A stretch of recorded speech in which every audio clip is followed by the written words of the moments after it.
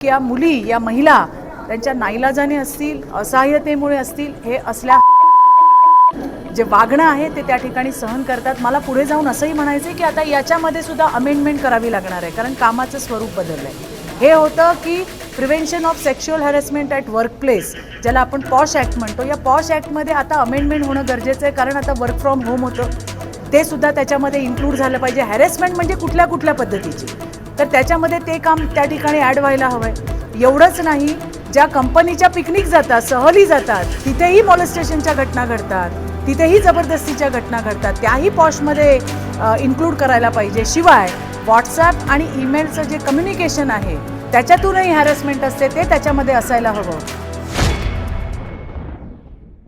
नाशिकच्या आमच्या fire brand आमदार देवयानीताई, सीमाताई यांचे आभार मानले पाहिजे की त्यांनी हा इनिशिएटिव्ह घेतला आहे।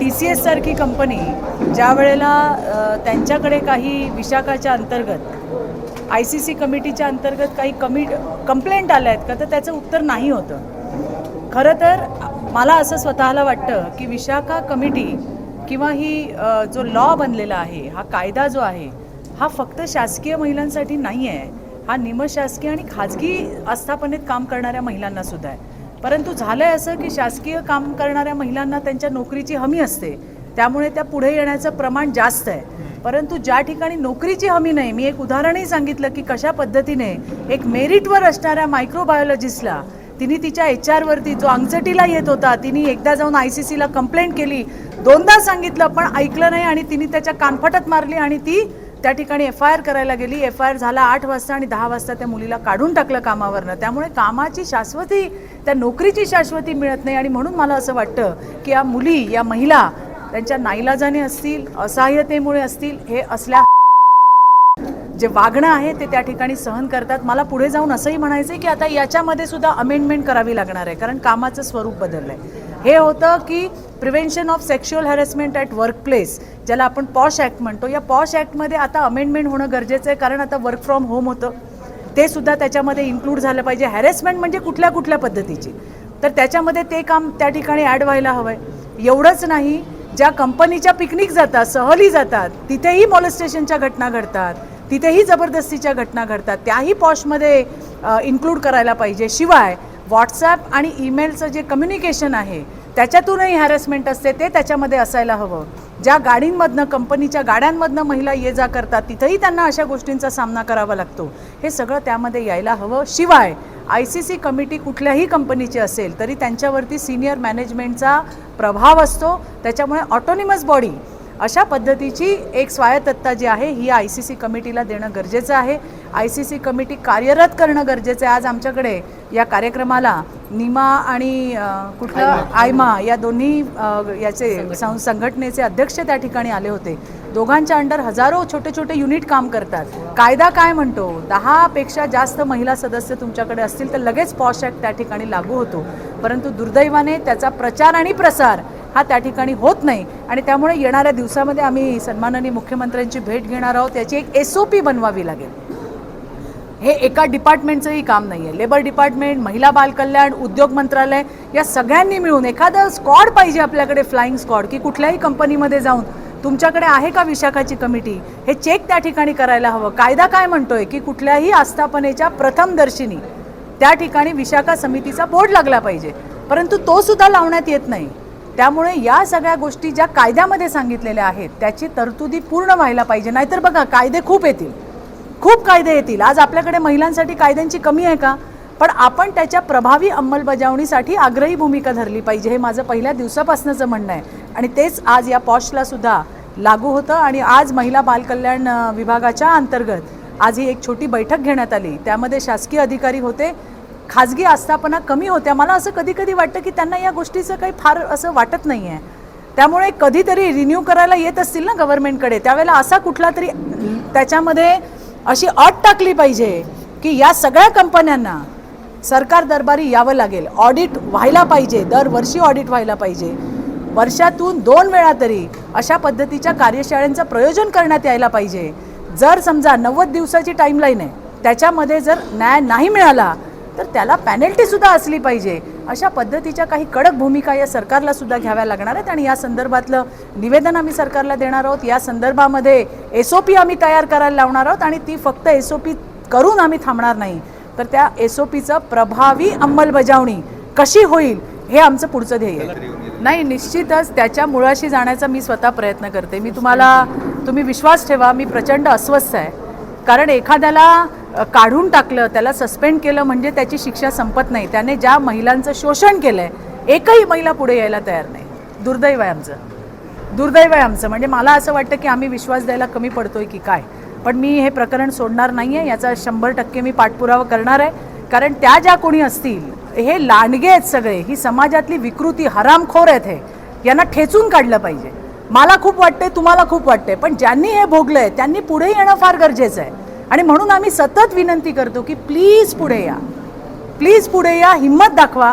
कारण एका दोघांना चांगले ठेचले ना तर पुढचे हिम्मत करणार नाही. पण दुर्दैवाने त्या महिला पुढे येत नाही आहेत. पण माझा पाठपुरावा सुरू आहे. मला विश्वास आहे आज नाही तर उद्या माझ्या प्रयत्नांना यश आल्याशिवाय राहणार नाही. मी तुम्हाला म्हटलं कायद्यामध्ये सगळा टाइम बॉन्ड आहे. हो, ते आम्ही लवकरात लवकर मुख्यमंत्र्यांना भेटणार आहोत. आमच्या डोक्यामध्ये जे मुद्दे आहेत, आमच्यापेक्षा जास्त, आम्ही आता सामाजिक क्षेत्रात काम करतो, पण आमच्यापेक्षा जास्त फक्त या कायद्यावरती काम करणारे काही कायदेतज्ञ सुद्धा आहेत. काही अशा NGOज आहेत ज्या फक्त पॉशवर काम करतात. अशांनाही सरकारने बोलवून आणि आमच्याकडचे मुद्दे असं घेऊन एक फुल प्रूफ अशी एक पॉलिसी बनवावी, एक SOP बनवावी आणि ती SOP सगळ्या ठिकाणी लागू करावी. काही एवढ्या घटना घडत आहेत महिलांशी संदर्भात, राज्याचं महिला आयोग हे अध्यक्षपदच रिक्त आहे, कसं महिलांना न्याय मिळणार? नाही, अशी गोष्ट आहे की महिला आयोगाचं अध्यक्षपद खाली आहे, परंतु सदस्य सचिव आणि बाकीचे लोक त्या ठिकाणी काम करतायत. आयोगामध्ये काम थांबलेलं नाही आहे. पण मी तुमच्या मताशी सहमत आहे की महिला आयोगाला अध्यक्षपद लवकरात लवकर भरलं पाहिजे. परवाच मी बारामतीला होते.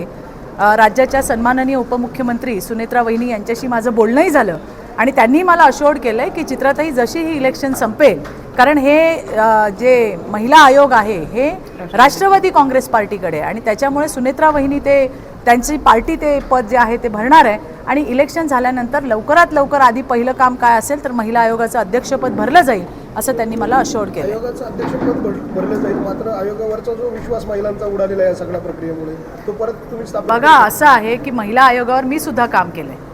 महिला आयोगावर खूप अध्यक्ष होऊन गेल्या ज्यांनी अतिशय चांगलं काम केलंय. विजयाताई रहाटकर सारख्या राज्याच्या महिला आयोगाच्या अध्यक्ष आज केंद्राच्या म्हणजे देशाच्या महिला आयोगाच्या अध्यक्ष झाले. त्यामुळे कोणाचं काही काम असेल आणि त्याच्यामधून आपण सगळ्यांचं मूल्यांकन करू शकत नाही.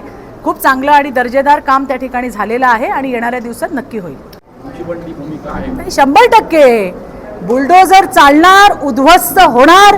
मी तुम्हाला हेच सांगतेय की त्या खरातला काय सुक्का सोडलेला नाही, त्याला पूर्ण उद्ध्वस्त केल्याशिवाय आम्ही शांत बसणार नाही. मी रोज त्या ठिकाणी बातम्या ऐकते, आज इकडे धाड टाकली, आज तिकडे धाड टाकली, आज काय सीज केलं. पोलीस त्यांचं काम करतात. आज SIT मध्ये तेजस्वी सातपुते सारखी एक अत्यंत धडाकेबाज कर्तबगार IPS अधिकारी हे काम करते. तिचं काम काय आहे हे आपण सगळ्यांनी पाहिलेलं आहे. म्हणून मला असं वाटतं, तुमच्या मनात जशा शंका आहेत तशा आमच्याही मनामध्ये, पण मला वाटतं त्या ऑथॉरिटीला ते काम करू द्यावं. येणाऱ्या दिवसामध्ये रिझल्ट जो आहे तो आपल्याला नक्की मिळणार आहे आणि ही घाण दूर करायचं काम हे देवेंद्रजी 101% पूर्ण करतील, मला विश्वास आहे. नारी शक्ती कायदा काल पास होऊ शकला नाही. अत्यंत दुःखद अशी घटना आहे. कालचा दिवस या देशातल्या इतिहासाचा काळा दिवस म्हणून बघण्यात येईल. 27 वर्षाचा हा संघर्ष होता. जे स्वप्न, जी सुरुवात महामानव डॉक्टर बाबासाहेब आंबेडकरांनी केली, त्यांनी आम्हाला मतदानाचा अधिकार दिला, मुख्य प्रवाहात आणलं आणि आज मागच्या दशकभर काम करून आज मोदीजी आम्हाला 33% आरक्षण देणार होतं, जे संविधानामध्ये लिहिलेलं होतं. पण तरीसुद्धा हे जे UPAचे घटक आहेत, महाराष्ट्राचं म्हणायचं गेलं तर काँग्रेस, उद्धव ठाकरेंची शिवसेना, शरद पवारांची राष्ट्रवादी यांनी या बिलाला विरोध केलाय. हे बिल होऊ दिलेलं नाही आहे. आज देशातल्या 50% मातृशक्तीच्या हातातोंडाशी आलेला घास जो मोदीजी आम्हाला देणार होते ते हिसकावून घ्यायचं काम केलं. अरे हे आरक्षण काय फक्त भाजपच्या महिलांना मिळणार होतं का? या देशातल्या 50% महिलांना मिळणार होतं. विरोधी पक्षामध्ये पण अशा कित्येक महिला आहेत ज्यांना संधीच नाही आहे. त्या महिला सुद्धा पुढे येणार होत्या, त्यांना सुद्धा संधी मिळणार होती. परंतु या नतद्रष्ट्यांनी त्या ठिकाणी आमचं हे आरक्षण होऊ दिलं नाही.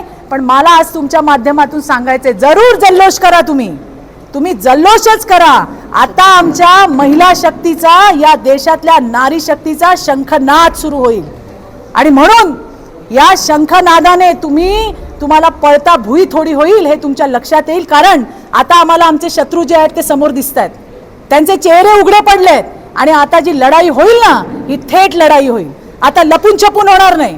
कारण इतके वर्ष हेच सगळेजण विरोध करणारे फक्त महिला सक्षमीकरण, महिला सशक्तीकरण याच्यावरतीच बोलत होते.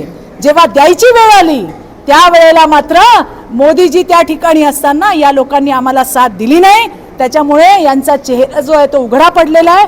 आता आमचा तुमचा जल्लोष आणि नारी शक्तीचा देशातला शंखनाद तुम्ही अनुभवाल आणि मग तुम्हाला समजेल तुमची जागा कुठे येते.